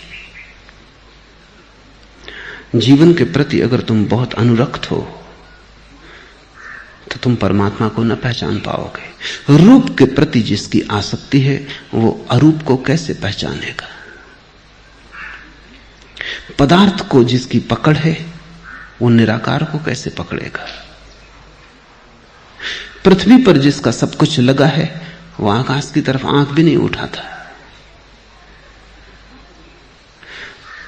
तुम्हारी आसक्ति जहां है अभी, जब तक वहां उसकी जड़ें न टूट जाएं, जब तक तुम जाग के न देख लो कि सिवाय दुख के वहां और कुछ भी नहीं है, जब तक तुम्हें जीवन का सार निचोड़ दुख न दिखाई पड़ जाए, सुख का कितना ही प्रलोभन हो, मिलता सदा दुख है। सुख के कितने ही आश्वासन हो, मिलता सदा दुख है। सुख की तुम कितनी ही योजनाएं बनाओ, वे योजनाएं ऐसी हैं जैसे कोई तेल निकालने की चेष्टा कर रहा हो रेत को निचोड़कर। हाथ में कुछ भी नहीं आता, हाथ खाली रह जाते। खाली हाथ संसार से जाने की तैयारी हो तो परमात्मा की फिक्र करने की कोई जरूरत नहीं। लेकिन बहुत रोते हुए जाओगे। अगर भरे हाथ भरे हृदय जाने की तैयारी हो, आकांक्षा हो, तो जितने जल्दी परमात्मा का स्मरण करो और जितने जल्दी उसमें लीन हो जाओ, और जितना ज्यादा से ज्यादा समय और शक्ति उसके स्मरण में लग जाए उतना ही शुभ है। एक ही चीज तुम्हें भर सकती है, वह परमात्मा है, और उसकी भर तुम चिंता नहीं करते हो। और जिनसे तुम कभी न भर सकोगे उनकी तुम चिंता किए चले जाते हो। मुल्ला नसरुद्दीन की पत्नी मरने के करीब थी, वो बिस्तर पे पड़ी, आंख उसने खोली और उसने कहा, सुनो जी, क्या तुम सच कहते हो कि मैं मर जाऊंगी तो तुम पागल हो जाओगे? नसरुद्दीन ने कहा, 100% तू मरेगी तो मैं निश्चित पागल हो जाऊं। पत्नी हंसने लगी, कहा, झूठ बोलते हो, जहां तक मैं जानती हूं मैं मरूंगी और तुम दूसरी शादी कर लोगे। नसरुद्दीन ने कहा कि पागल हो जाऊंगा ये सच, लेकिन इतना पागल नहीं कि फिर शादी कर लूं।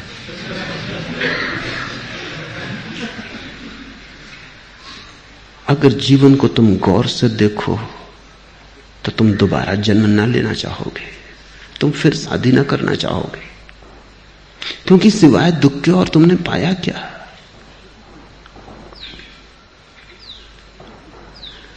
यही तो सारे पूरब की खोज है, आवागमन से कैसे छुटकारा हो जाए। जिन्होंने जीवन को देखा उनकी एक ही आकांक्षा बची कि जीवन से छुटकारा कैसे हो जाए। मैंने सुना है कि एक बहुत अनूठा सन्यासी बोधि धर्म जब चीन गया बुद्ध का संदेश लेकर,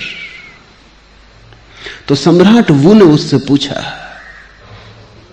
कि संक्षिप्त में मुझे बता दें, मेरे पास ज्यादा समय नहीं है, तुम देख ही रहे हो कि साम्राज्य बड़ा है और मैं ज्यादा सत्संग नहीं कर सकता, मुझे संक्षिप्त में बता दो कि जीवन की सबसे बहुमूल्य बात क्या है, सबसे बड़ा सौभाग्य क्या है।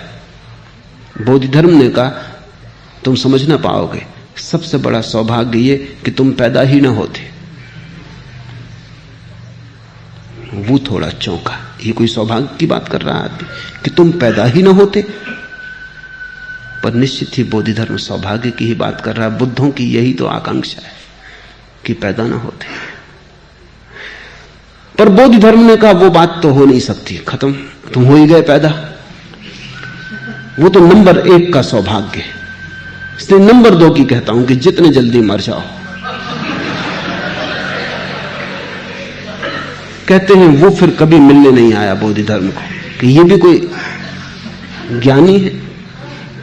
लेकिन मैं भी तुमसे कहता हूं, नंबर 1 का सौभाग्य कि तुम पैदा न हुए होते, लेकिन उस पर तो अब कोई बस नहीं, हो ही गए।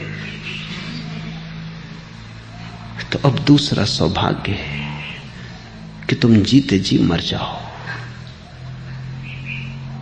जीवन से तुम्हारा राग रंग छूट जाए, ये जीते जी मरने का अर्थ है। तुम ऐसे जीने लगो जैसे तुम हो ही नहीं। बैठो बाजार में, क्योंकि कहीं तो बैठोगे ही, लेकिन ऐसे जैसे हो ही नहीं। पालो पत्नी बच्चों को, पालना ही पड़ेगा, लेकिन ऐसे जैसे तुम हो ही नहीं। तुम अनुपस्थित हो जाओ और जल्दी ही तुम पाओगे कि तुम्हारी अनुपस्थिति रिक्त नहीं रही, परमात्मा उसमें धीरे धीरे उतर आया है। भज गोविंदम भज गोविंदम भज गोविंदम मूढ़मते। आज इतना।